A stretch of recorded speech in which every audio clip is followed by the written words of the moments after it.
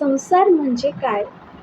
पाहण्यापासून पसंतीवर येतो, पसंतीपासून आवडीवर जातो, सुपारीपासून लग्नमंडपात येतो, अनोळखी नातं जरा जास्तच जमतं.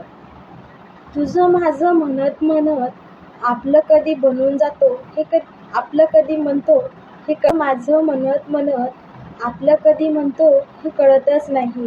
एक एक दिवस म्हणता म्हणता कधी किती वर्ष निघून जातात हे समजतच नाही. तो तिची आवड आणि ती त्याची आवड बनते.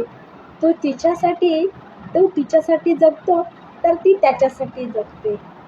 हळूहळू पाहता पाहता कधी एक नाजूकसं फूल उमगतं हे कधी कळतच नाही.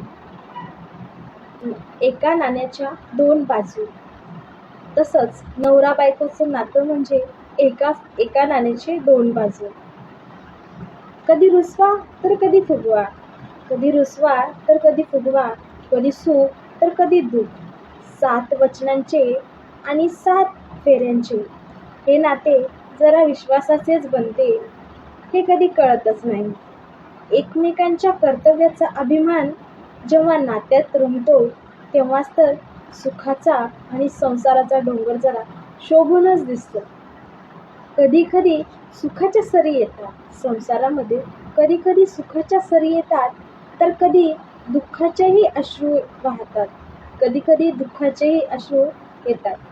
जेव्हा साथीदाराची साथ जेव्हा भक्कम असते तेव्हाच दुःखाचेही दिवस सहजच निघून जातात.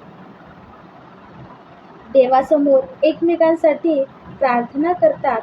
एकाच्या वेदना देवासमोर एकमेकांसाठी प्रार्थना करतात. एकाच्या वेदना दुसऱ्याला जाणवतात.